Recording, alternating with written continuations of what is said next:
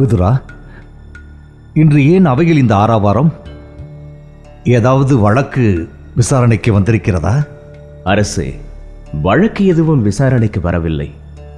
ஆனால் ஹத்தினாபுரத்து யுவராஜன் யாராக இருக்கும் என்ற ஆவலில் எல்லோரும் அவையில் குழுமியிருக்கிறார்கள். இளவரசர்கள் யுவராஜனாக பட்டம் சூட்டிக் கொள்ள வேண்டிய வயதை எட்டி வெகு நாட்கள் ஆகிவிட்டது. இளவரசர்களும் தங்களின் வீர பராக்கிரமங்களை மக்கள் முன் நிரூபித்து விட்டார்கள். அர்ஜுனன் போரில் துருபதனையும், சௌவீரன் புதல்வன் விபனனையும் வென்று நம் ஹத்தினாபுரத்தின் புகழை நிலைநாட்டி விட்டான். ஆகையால் நாம் யுவராஜன் பட்டாபிஷேகத்தை விரைவில் நடத்திவிடுவது நல்லது. மக்களும் அவையோர்கள் எல்லோரும் அதையே விரும்புகிறார்கள். விதுரா, நீ சொல்வது முற்றிலும் உண்மை. இப்பொழுதே அவையோருக்கு யுவராஜன் பட்டாபிஷேகம் குறித்து அறிவித்து விடுகிறேன். நல்லது அரசே. அவையோருக்கும் ஹத்தினாபுரத்து மக்களுக்கும் வணக்கம். மக்கள் யாவரும் இந்த ஹத்தினாபுரத்தின் யுவராஜனுக்கு பட்டாபிஷேகம் செய்ய வேண்டுமென்று விரும்புவதாக அறிகிறேன். விரைவில் மக்களின் விருப்பம் நிறைவேற்றப்படும். இளவரசர் யுதிஷ்டர் வாழ்க! இளவரசர் யுதிஷ்டர் வாழ்க! இளவரசர் யுதிஷ்டர் வாழ்க! இளவரசர் அர்ஜுனன் வாழ்க! இளவரசர் அர்ஜுனன் வாழ்க! இளவரசர் அர்ஜுனன் வாழ்க! இளவரசர் அர்ஜுனன் வாழ்க! இளவரசர் அர்ஜுனன். நான் அறிவிப்பதற்கு முன்பாகவே மக்கள் ஏன் இவ்வாறு கூச்சலிடுகிறார்கள்? அரசே, ஹத்தினாபுரத்தின் யுவராஜன் யார் என்பதை மக்கள் ஏற்கனவே தீர்மானித்து விட்டார்கள். அதனால்தான் வாழ்த்து கோஷம் வெண்ணை பிளக்கிறது.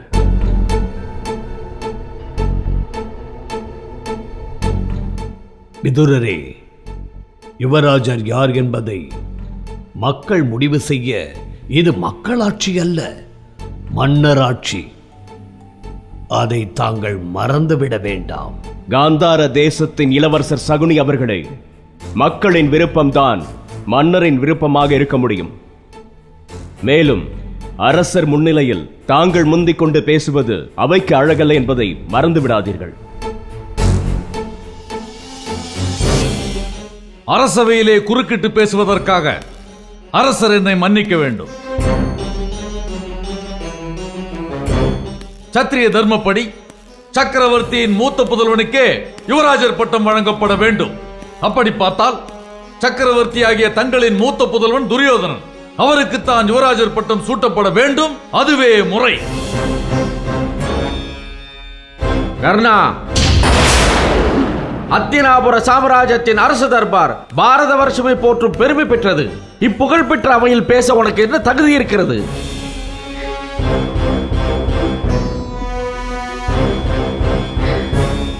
குலமெது கோத்திரமது என்று அறியாத நீ ஹத்தினாபுர சாம்ராஜ்யத்தின் எதிர்காலத்தை பற்றி எப்படி தீர்மானிக்க முடியும்? சத்திரிய தர்மத்தை பற்றி பேச உனக்கு அருகதையே இல்லை. ஏன் இல்லை? துரியோதனன் என் ஆருயிர் நண்பன்.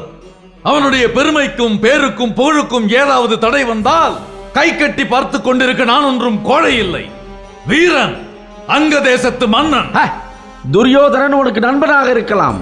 அவன் தன் அங்க தேசத்தை உனக்கு தானமாக கொடுத்திருக்கலாம். அது அவன் பெருந்தன்மையை காட்டுகிறது. அதை நீ சாதகமாக எடுத்துக்கொண்டு அரச குடும்ப விவகாரத்தில் தலையிடுவது அநாகரிகமானது. முதலில் இந்த அவையில் உன்னை அனுமதித்ததே தவறு.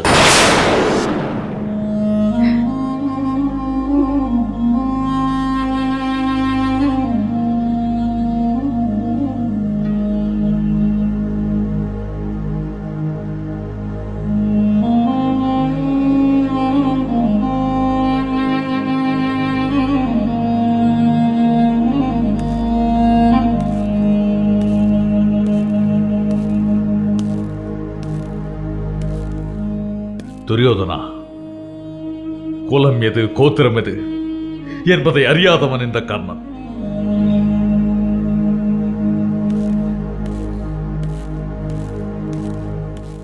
ஒரு அற்ப புல்லில் பிறந்த குலப்பெருமை கூட எனக்கில்லை.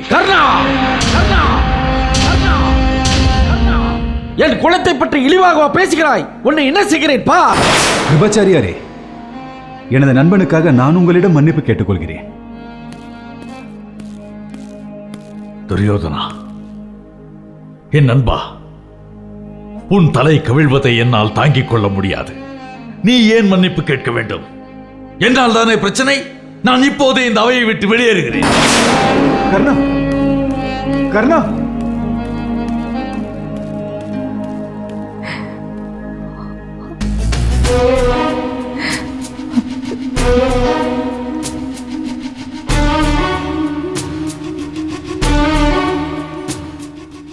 மாவீரன் கர்ணன் சபையை விட்டு சென்றிருக்கலாம்.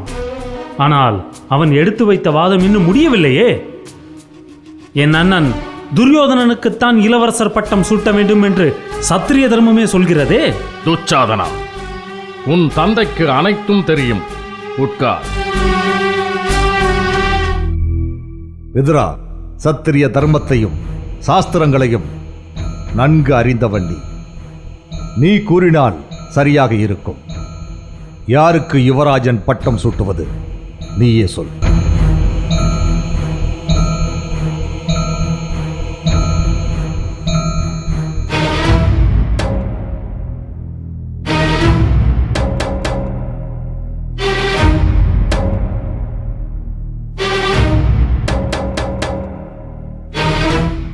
ஹத்தினாபுரத்தின் சக்கரவர்த்தியாக முடிசூட்டப்பட்டது பாண்டு மகாராஜா அவர்களுக்கே.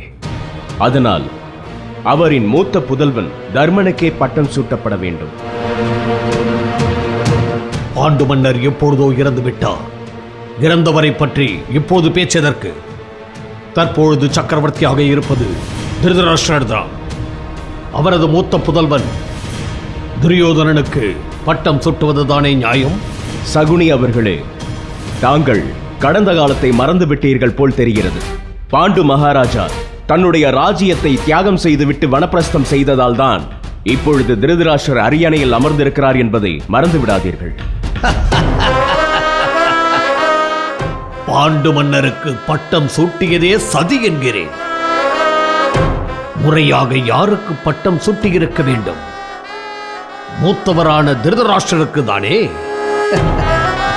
திருதராஷ்டிரர் பார்வையற்றவர். அதனால் அவர் அரியணையில் ஏற சத்திரிய தர்மம் அனுமதிக்கவில்லை. ஆதலால் பாண்டு மன்னருக்கு பட்டம் சூட்டப்பட்டது. விதுரரே, நல்ல வேடிக்கை இது. இப்பொழுது அரியணையில் அமர்ந்து ராஜ பரிபாலனம் செய்வது யார்? அதே பார்வையற்ற திருதராஷ்டிரர் தானே. அப்பொழுது மறுத்த உங்கள் சத்திரிய தர்மம் இப்பொழுது மட்டும் இடம் கொடுத்து விட்டதோ? பாண்டு மன்னர் தன் அண்ணன் மீது கொண்ட பாசத்தால் இந்த நாட்டையே தன் அண்ணனுக்காக தாரை வார்த்தார். அவர் பெயராலேயே திருதராஷ்டிரர் இன்று வரை ஆட்சி செய்து வருகிறார். ஆனால் திருதராஷ்டிரர் முறைப்படி பட்டம் சூட்டப்பட்ட சக்கரவர்த்தி அல்ல என்பதை தாங்கள் மறந்துவிட வேண்டாம். இப்போது அரியணையில் இருப்பது எனது தந்தை திருதராஷ்டிரரே. அவரது வாரிசுக்கே பட்டம் சூட்ட வேண்டும். துச்சாதனா, சத்திரிய தர்மத்தை பற்றி உனக்கு ஒன்றும் தெரியாது. வயதில் மூத்தவருக்கு தான் பட்டம் சூட்டப்பட வேண்டும் என்பதே நம் குரு வம்சத்தின் வழக்கம். அதன்படி பார்த்தால் இளவரசன் தர்மனுக்குத்தான் யுவராஜன் பட்டம் சூட்டப்பட வேண்டும். இதுதான் நான் அறிந்த சத்திரிய தர்மம். இளவரசர் யுதிஷ்டர் வாழ்க! இளவரசர் யுதிஷ்டர் வாழ்க! இளவரசர் யுதிஷ்டர் வாழ்க! முதலில் கர்ப்பம் தரித்தது மகாராணி காந்தாரி அவர்கள்தான். தர்மன் பிறப்பதற்கு ஒரு சில காலம் முன்பே அவர் கர்ப்பம் தரித்தார். அதன்படி பார்த்தால் துரியோதனன் தான் தர்மனை விட மூத்தவன். ஒருவரின் பிறப்பு தான் அவரின் வயதை தீர்மானிக்கும். கர்ப்பமுறாத பெண் கூட தான் கர்ப்பம் உற்றதாக கூறலாம். அதனால் ஒரு குழந்தையின் ஜனனத்தையே நாம் கணக்கில் கொள்ள வேண்டும். எனவே ஒருவரின் பிறப்பை அடிப்படையாக வைத்துத்தான் யார் மூத்தவன் யார் இளையவன் என்ற முடிவுக்கு வர முடியும். கர்ப்பமுற்ற காலத்தை கொண்டு அல்ல. இதை அவையோர்களும் ஏற்றுக்கொள்வார்கள் என்று நம்புகிறேன். மிதுரன் சொல்வது முற்றிலும் உண்மை. யூஸ்து, நீயும் சாஸ்திரங்களை கற்றறிந்த பண்டிதர் அல்லவா? விதுரனின் கருத்து சரியானது தானே? மிகச் சரியானது. ஒருவரது பிறப்பை கொண்டே அவரது வயதையும் மூப்பையும் தீர்மானிக்க முடியும்.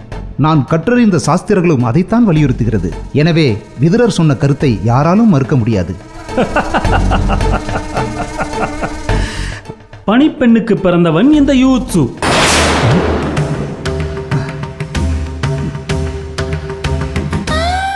இவனுக்கு சத்திரிய தர்மத்தை பற்றி பேசுவதற்கு என்ன யோகியதை இருக்கிறது?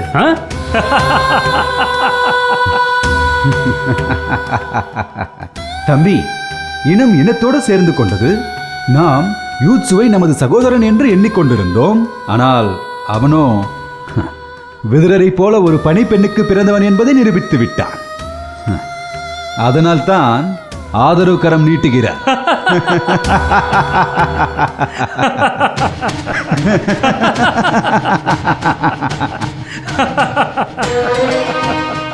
சபாஷ், சரியாக சொன்னாய் அண்ணா.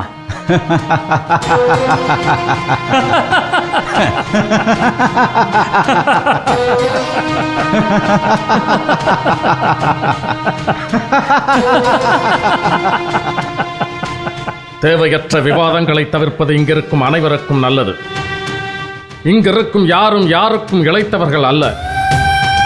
அனைவரின் பிறப்பையும் யாம் அறிவோம். இனி ஒரு முறை அவையில் உள்ளவர்களை அவமதித்தால் நான் இப்பொழுதே அவையிலிருந்து சென்று விடுவேன். பீஷ்மாச்சாரியார் அவர்கள் பொறுத்தருள வேண்டும். யாருக்கு பட்டம் சூட்டுவது சரியாக இருக்கும்? தருமனுக்கா, துரியோதனனுக்கா? நீங்களே தீர்மானியுங்கள். பெரியப்பா, நான் உங்கள் சொல்லுக்கு கட்டுப்படுகிறேன்.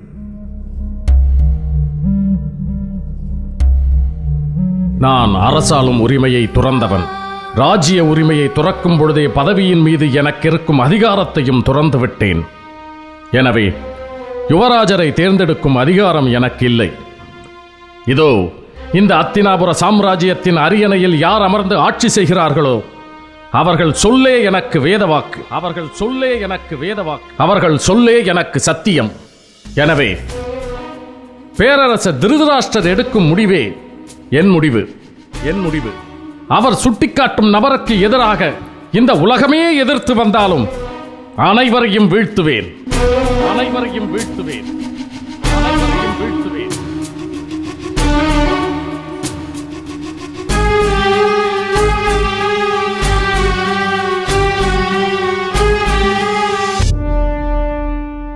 நம் குரு வம்சத்தின் தலைமகனான பீஷ்மாச்சாரியார் இந்த விவகாரத்தில் தலையிட மறுத்துவிட்டார். இந்நிலையில் நான் தன்னிச்சையாக முடிவெடுக்க விரும்பவில்லை. எனவே அவையில் இருக்கும் எங்கள் குலகுருக்களும் ஞானிகளும் தங்கள் கருத்துக்களை வெளிப்படையாக தெரிவிக்கலாம். அரசன் என்ற முறையில் நான் இப்பொழுது துரோணாச்சாரியாரின் கருத்தை அறிய விரும்புகிறேன். நான் அரசியலுக்கு அப்பாற்பட்டவன். நான் அறிந்ததெல்லாம் அஸ்திர சாஸ்திர வித்தைகள் மட்டுமே. எனவே இந்த பிரச்சனைக்கு தீர்வு சொல்ல நான் விரும்பவில்லை. இது பேரரசரான தங்களின் குடும்ப விவகாரம். இதில் நான் தலையிடுவது முறையாகாதல்லவா? நாங்கள் துரோணாச்சாரியாரின் மகன் அஸ்வத்தாமனின் கருத்தை அறிய விரும்புகிறோம்.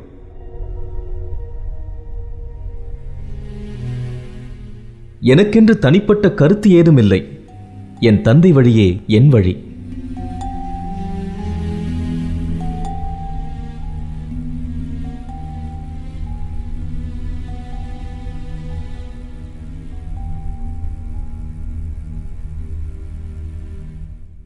கிருபாச்சாரியாரே, தங்களின் கருத்து? மன்னா, தாங்கள் அறியாததா? தங்களின் பாட்டனார் சாந்தனு மகாராஜாவின் வளர்ப்பு பிள்ளை நான். எனக்கு பாண்டவர்களும் கௌரவர்களும் 2 கண்களை போன்றவர்கள். அதனால் நான் கருத்து சொல்லும் நிலையில் இல்லை. தர்மா, உனது பெயரும் யுவராஜன் பதவிக்கு முன்வைக்கப்பட்டதால் துரியோதனனைப் போல் நீயும் உன் கருத்தை கூறலாம். எனக்கென்று தனிப்பட்ட கருத்து ஏதுமில்லை. என் தாயின் சொல்லே எங்களுக்கு வேத வாக்கு. இறுதியாக நான் என் தம்பி பாண்டுவின் மனைவி குந்தியின் கருத்தை அறிந்து கொள்ள விரும்புகிறேன்.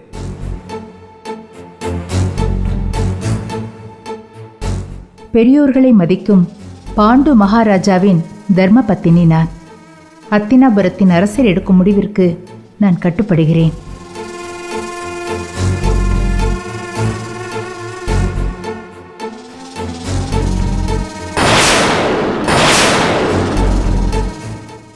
யாருக்கு யுவராஜன் பட்டம் சூட்டுவது என்று என்னால் இப்பொழுது முடிவெடுக்க முடியவில்லை. எனக்கு சிறிது கால அவகாசம் தேவைப்படுகிறது. விரைவில் யுவராஜன் பட்டாபிஷேகம் குறித்து அறிவிக்கிறேன். மாமன்னர் திருதராஷ்டிரர் வாழ்க! மாமன்னர் திருதராஷ்டிரர் வாழ்க! மாமன்னர் திருதராஷ்டிரர் வாழ்க! மாமன்னர் திருதராஷ்டிரர் வாழ்க! மாமன்னர் திருதராஷ்டிரர் வாழ்க!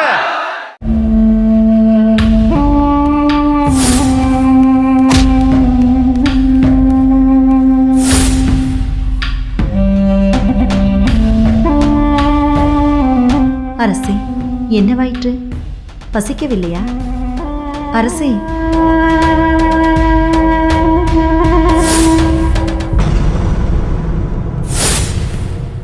அரசே, சொல் புருஷதை. நான் உங்களை சில நாட்களாக கவனித்துக் கொண்டுதான் வருகிறேன். பசியார உண்பதும் இல்லை, நிம்மதியாக உறங்குவதும் இல்லை. அரசே, உங்களை இப்படி ஒரு சோர்ந்த நிலையில் நான் கண்டதே இல்லை. ஏன், என்னவாயிற்று உங்களுக்கு? நடந்தது நடந்துவிட்டது. அதையே நினைத்துக் கொண்டிருந்தால் எப்படி? என்னால் மறக்க முடியவில்லையே. கண்களை மூடினால் அந்த துரோணனின் முகம்தான் என் கண்முன் நிற்கிறது. என்னை பார்த்து ஏளன சிரிப்பு சிரிக்கிறது. அவனை பழி வாங்காமல் எனக்கு உறக்கமும் வராது, பசியும் எடுக்காது. துரோணரை பழி வாங்குவதா? வேண்டாம் மன்னா, வேண்டாம் இந்த விபரீத எண்ணம். நீங்கள் கொடுத்த வாக்கை காப்பாற்ற தவறிவிட்டீர்கள். துரோணரை அவையில் வைத்து அவமானப்படுத்தினீர்கள். உதவி என்று கையேந்து நின்ற உங்கள் நண்பரை பிச்சைக்காரரை துரத்தி அடிப்பது போல் துரத்தி அடித்தீர்கள். அதனுடைய பலன்தான் இது.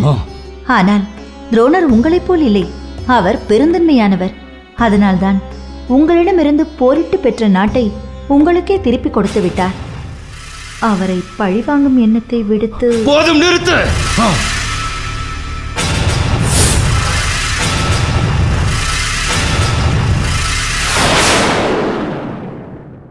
ஒரு மிருகத்தை போல் சங்கிலியால் பிணைக்கப்பட்டு என்னை இழுத்து சென்றதை நீ மறந்து விட்டாயா? அந்த துரோணனின் முன் நான் கூனி குறுகி கைதியாக நின்றதை என்னால் எப்படி மறக்க முடியும்?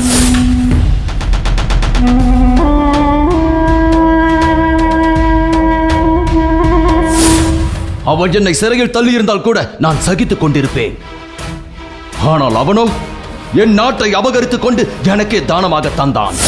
என் பாஞ்சால தேசத்தின் தென்பகுதியை உனக்கு தானமாக கொடுக்கிறேன். யார் நாட்டை யார் தானம் செய்வது?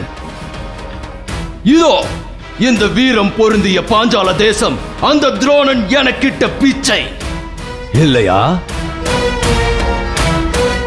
அவன் பெருந்தன்மையோடு எனக்கிட்ட பிச்சையை நான் மண்டியிட்டு ஏற்றுக்கொள்ள வேண்டும். அப்படித்தானே? இல்லை அரசே, தாங்கள் சற்று பொறுமை காக்க வேண்டும். சத்யஜித், சொல்லுங்கள்.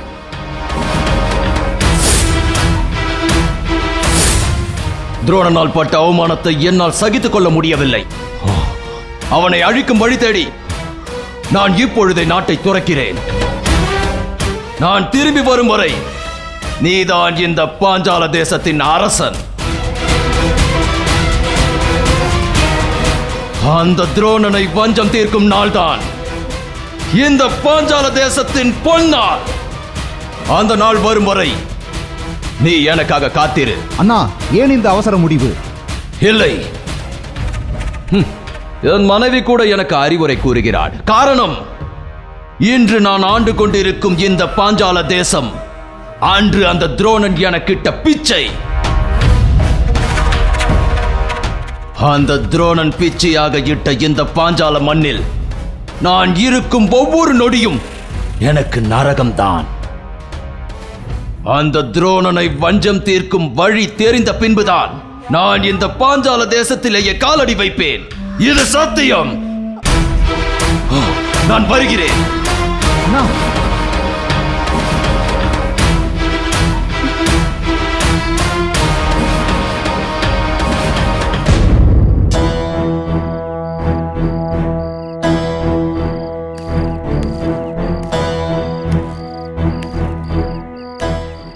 மாமா,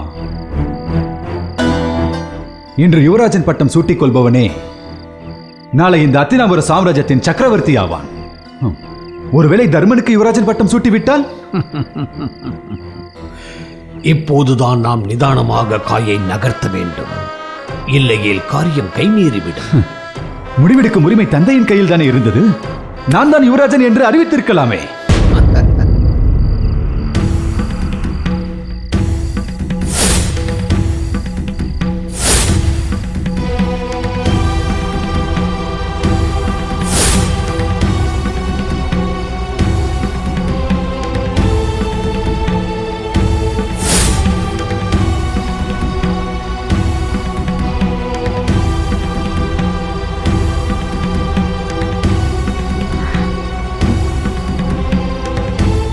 பீமா, உனக்கு என் மீது ஏதேனும் வருத்தமா? உன் தாயின் முகத்தில் விழிக்க கூட உனக்கு பிடிக்கவில்லையா? என்ன பேசுகிறீர்கள் தாயே? அவையில் இருந்து திரும்பி வந்தது முதல் உன்னை நான் கவனித்துக் கொண்டுதான் இருக்கிறேன். கோபத்தில் உன் முகம் சிவந்து காணப்படுவது ஏன்?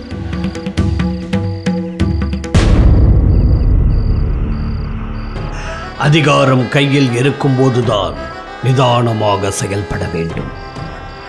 உன் தந்தையும் அவ்வாறே செய்திருக்கிறார். தர்மர் தான் இளவரசராக வேண்டும் என்று அவையில் விதுரரை தவிர வேறு எவருமே அந்த கருத்தை முன்வைக்கவில்லையே.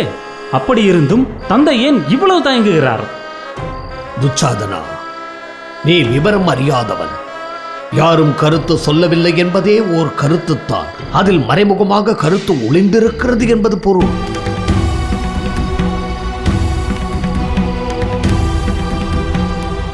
எனக்கு உங்கள் மீது வருத்தம்தான். வருத்தமா? தாயின் மீதா? அண்ணா என்ன சொல்கிறீர்கள்? இளவரசே, நான் ஒரு நல்ல யோசனை சொல்லட்டுமா? நீ என்ன சொல்ல போகிறாய்? நாமும் சில பொற்காசுகளை கொடுத்து அவையில் துரியோதனன் வாழ்க துரியோதனன் வாழ்க என்று மேலும் குரலை எழுப்பியிருந்தால் திருதராஷ்டிரன் மனம் மாறியிருக்கும் அல்லவா? இப்படி ஒரு நல்ல யோசனை என்னை தவிர வேறு யாருக்கும் வராது என்று நினைக்கிறேன். இது நல்ல யோசனை. இந்த யோசனையை கேட்டிருந்தால் நானும் நீயும் காந்தார தேசம் சென்றிருப்போம். அந்த விதுரனின் பேச்சை கேட்டு திருதராஷ்டிரன் யுதிஷ்டனை அப்போதே இளவரசனாக்கி இருப்பார். ஓ, அப்படியானால் விதுரன் திருதராஷ்டிரை குழப்புவது போல் நாமும் எதையாவது சொல்லி குழப்பி இருந்தால் நல்ல பலன் கிடைத்திருக்கும் அல்லவா? இல்லவா? இவ்வாறே நீ குழம்பிக் கொண்டிரு. ஒரு நாள் அத்தினாபுரத்தை விட்டு வெளியேறி விடுவாய் என்றுதான் தோன்றுகிறது.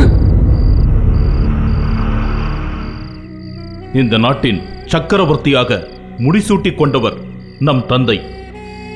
அப்படி இருக்கும்போது அண்ணன் தர்மன் தானே யுவராஜனாக பட்டம் ஏற்க வேண்டும். அதற்கான உரிமையை கோராமல் நீங்கள் அரசரின் முடிவுக்கு கட்டுப்படுவதாக கூறியது ஏன்? பீமா, தாய்க்கு தெரியாததா? நீ அவர்களிடம் இப்படி ஒரு கேள்வியை கேட்கலாமா? பீமா, உன் தந்தை அண்ணனுக்காக தன் பதவியை தியாகம் செய்தவர். அரண்மனை சுகபோக வாழ்வை துறந்து காட்டில் வாழ்ந்தவர். அவரது பிள்ளையாகிய நீ இப்படி பேசலாமா? இல்லை, இந்த சமாதானத்தை என்னால் ஏற்க முடியாது. உங்களிடம் ஏதோ ஒரு தடுமாற்றத்தை என்னால் காண முடிகிறது. அது ஏன் என்றுதான் எனக்கு புரியவில்லை. என்னிடம் தடுமாற்றமா? என்ன சொல்கிறாய் நீ? ஆம், தடுமாற்றம்தான்.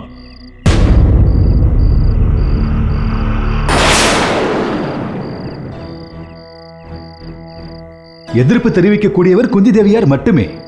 அவரே அரசரின் கட்டளைக்கு கட்டுப்படுகிறேன் என்று சொல்லிவிட்டார். பிறகு முடிவெடுப்பதில் என்ன தாமதம்? சில நேரங்களில் தாமதிப்பதே சத்திரியனுக்கு வெற்றியை பெற்றுத்தரும். அவையில் உன்னை யுவராஜன் என்று அறிவித்திருந்தால் என்ன நடந்திருக்கும்? என்ன நடந்திருக்கும்? எனக்கு பட்டாபிஷேகம் நடந்திருக்கும். அதுதான் இல்லை, பிரச்சனை பெரிதாக வெடித்திருக்கும். தாயே, உங்களிடம் நான் ஒன்று கேட்பேன். மறைக்காமல் அதற்கு பதில் சொல்ல வேண்டும்.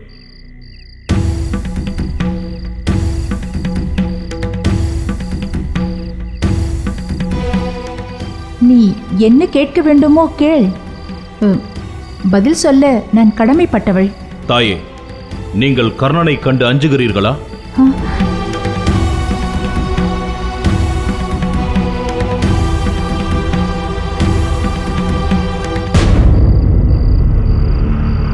மக்கள் கொந்தளித்துக் கொண்டிருந்ததை பார்த்தாயா? அவர்கள் அடங்கும் வரை காத்திருக்க வேண்டும். உன் தந்தை எடுத்த முடிவும் சரியானதுதான். இந்த பிரச்சனையின் தீவிரம் தணிந்த பிறகு முடிவெடுப்பதே சாலச் சிறந்தது. அப்படியானால்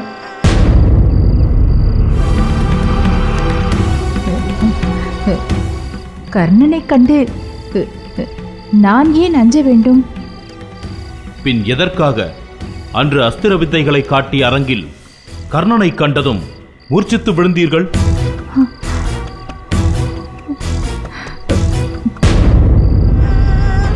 துரியோதனா, உன் தந்தை என்னை நம்பினார். அதனால் இன்று அத்தினாபுரத்தின் சக்கரவர்த்தியாக ஆண்டு கொண்டிருக்கிறார். நீயும் என்னை நம்பு. உன்னை இந்த சாம்ராஜ்யத்தின் சக்கரவர்த்தியாக ஆக்கி காட்டுகிறேன். பதறிய காரியம் என்றுமே சிதறும். முதலில் பதட்டத்தையும் ஆவேசத்தையும் கைவிடு.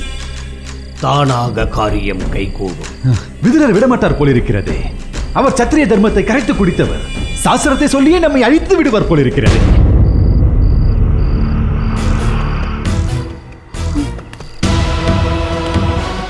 ஆம் தாயே, இது குறித்து நானே தங்களிடம் கேட்க வேண்டும் என்று நினைத்திருந்தேன். கர்ணனை காணும் போதெல்லாம் உங்கள் கண்கள் குளமாகின்றன தாயே.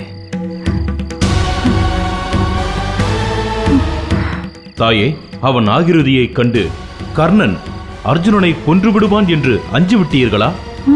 அதனால் தானோ அண்ணனுக்கு யுவராஜன் பதவி கிடைக்க வேண்டும் என்று அழுத்தமாக சொல்லாமல் சபையில் தாங்கள் அமைதி காத்தீர்களா?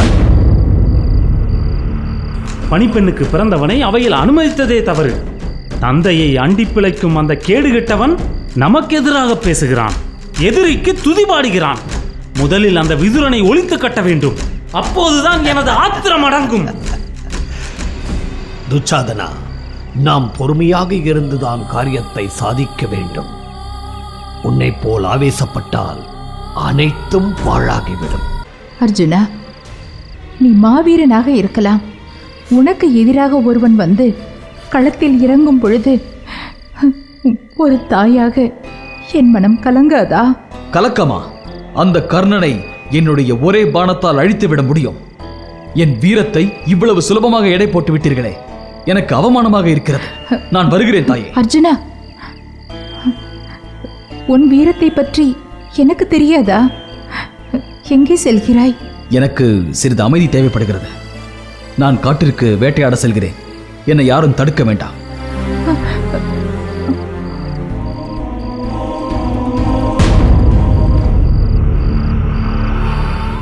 விதுரரை பகைத்துக் கொள்வது நமக்கு நல்லதல்ல. அவையில் விதுரரை ஏளனமாக பேசிய பொழுது பீஷ்மர் சீறி எழுந்ததை பார்த்தாயல்லவா? விதுரரை பகைத்தால் வீணாக நாம் அனைவரின் பகையையும் சம்பாதிக்க நேரிடும். எச்சரிக்கை. பிறகு இதற்கு தீர்வுதான் என்ன? நீங்கள் கர்ணனின் வீரத்தை பெரிதாக மதிக்கிறீர்களோ என்ற கோபத்தில் செல்கிறான் நம்முடைய அர்ஜுனன். பீமா, இப்பொழுது அதுவா பிரச்சனை? பெரியப்பா திருதராஷ்டிரர் இப்பொழுது என்ன முடிவெடுக்கப் போகிறார்? இந்த அரசின் அடுத்த வாரிசு யார் என்று தெரியாமல் நாடே தவித்துக் கொண்டிருக்கிறது. நாம் அதை பற்றி சற்று யோசிக்கலாம். அண்ணா, நீங்கள் தான் யுவராஜர். அதை எவராலும் மாற்ற முடியாது. நீங்கள் பதவிக்காக சண்டையிடுவதை நான் ஒருபோதும் விரும்ப மாட்டேன். உங்கள் தந்தை நாட்டின் அரசராக பட்டம் சூட்டிக்கொண்ட மறுநாளே திக்விஜயம் சென்றார். எதற்காக தெரியுமா? எதற்காக தாயே? தனது அண்ணன் திருதராஷ்டிரன் நாடாள வேண்டும் என்பதற்காக. நாடு திரும்பி வந்த அவர் மீண்டும் வானப்பிரஸ்தம் சென்றார். ஏன் தெரியுமா? தன் அண்ணனுக்கே ராஜ்யத்தை விட்டு கொடுப்பதற்காக. தியாகத்தின் திருவுருவம் அவர். அவரது பிள்ளைகளான நீங்கள் பதவிக்காக சண்டையிடக்கூடாது. அப்படியானால் நாம் மீண்டும் வனவாசம் செல்ல வேண்டியதுதானா?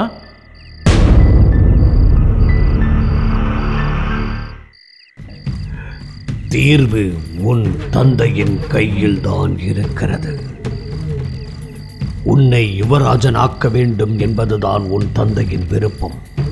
அவையோரின் மௌனம் அவரை யோசிக்க வைக்கிறது. அதனால் தான் முடிவெடுக்க தடுமாறுகிறார். பீமா, உன் ஆதங்கம் எனக்கு புரிகிறது. என்ன நடக்கிறது என்பதை நாம் பொறுமையாக வேடிக்கை பார்த்து கொண்டிருப்போம்.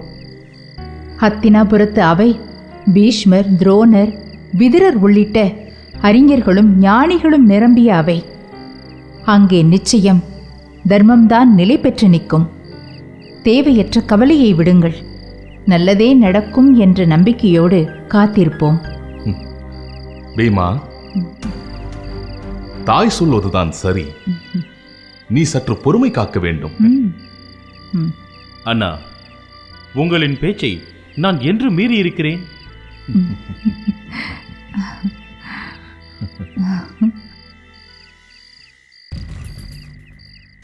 நான் சொல்லிக் கொடுப்பது போல் உன் தந்தையிடம் பேசு.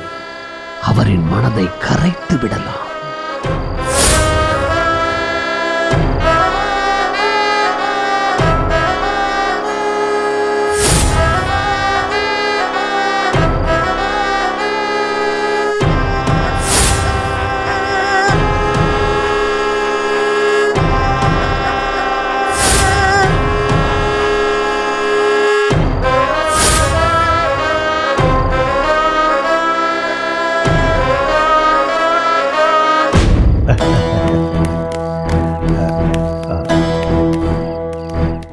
துரியோதனா, நான் தான் வந்திருக்கிறேன் என்பதை எவ்வாறு உணர்ந்தீர்? உன் நடையின் வேகத்தை நான் அறிந்தேன். இந்நேரத்தில் என்னை காண வந்ததன் நோக்கம் என்னவோ? துரியோதனா, ஏன் மௌனமாக இருக்கிறாய்? தந்தையே, நான் உங்களிடம் மனம் விட்டு பேச வேண்டும் என்று ஆசைப்படுகிறேன். உங்களுக்கு ஒன்றும் ஆட்சேபனை இல்லையே? என் பிரியத்திற்குரிய மூத்த புதல்வன் நீ, தாராளமாக பேசலாம். தந்தையே, என்னுடன் துச்சாதனனும் எனது நண்பன் கர்ணனும் உடன் வந்திருக்கிறார். அப்படியா? மிக்க மகிழ்ச்சி. நீங்கள் அனைவரும் ஒன்று கூடி வந்திருப்பதை பார்த்தால் நிச்சயம் ஏதோ விவகாரம் இருக்கிறது. சொல்ல வந்ததை கூறுங்கள். தந்தையே, யாருக்கு யுவராஜன் பட்டம் சூட்ட வேண்டும் என்பதை தீர்மானித்து விட்டீர்களா? இன்னும் இல்லை.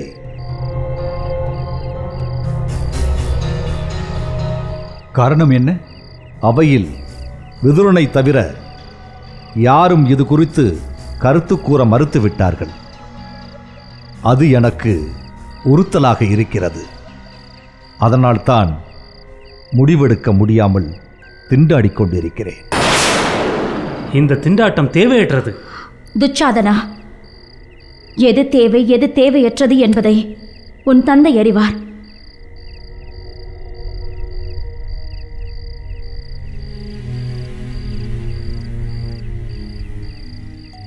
தந்தையே, நீங்கள் இந்த நாட்டை ஆட்சி செய்து கொண்டிருக்கலாம். ஆனால் யாருக்கு சக்கரவர்த்தி என்று முடிசூட்டினார்கள்? என் தம்பி பாண்டுவிற்கு.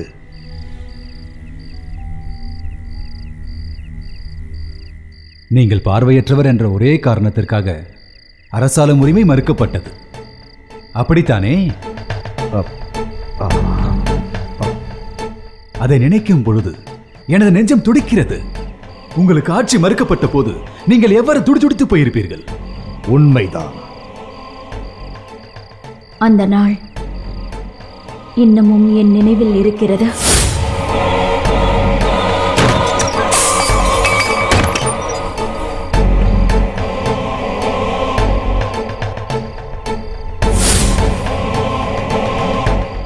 உங்களுக்கு ஏற்பட்ட அவமானம் எனக்கும் எனது சங்கதிக்கும் தொடர வேண்டுமா?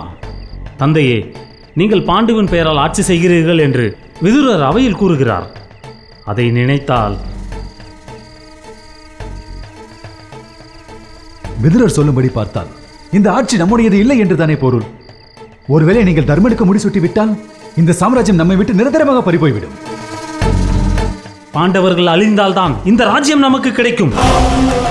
பாண்டவர்களை கொல்லும் நாளுக்காக நான் காத்திருக்கிறேன்.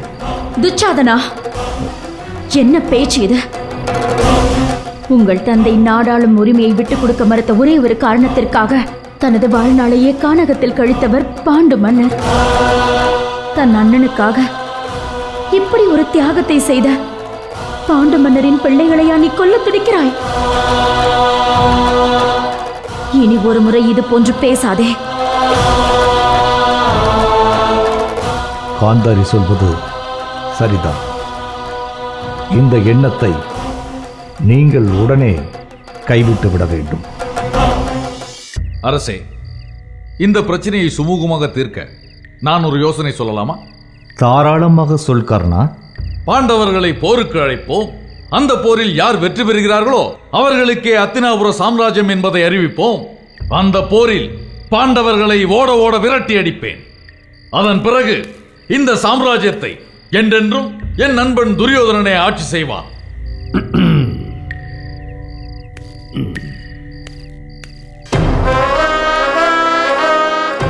மூட்டை பூச்சியை நசுக்குவதை விட்டுவிட்டு கோட்டையை கொளுத்துவதா? நல்ல நேரத்தில் வந்தாய் சகுனி.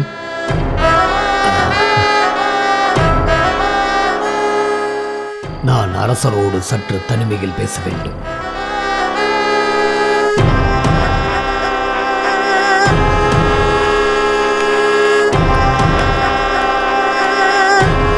மாமா,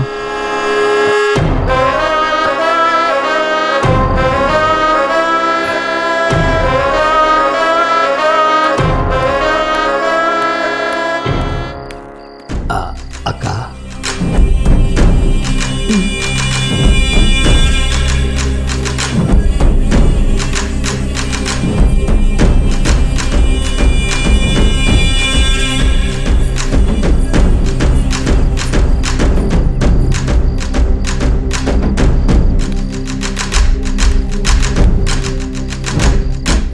தாங்கள் பேசிய அனைத்தையும் நான் கேட்டுக்கொண்டுதான் இருந்தேன்.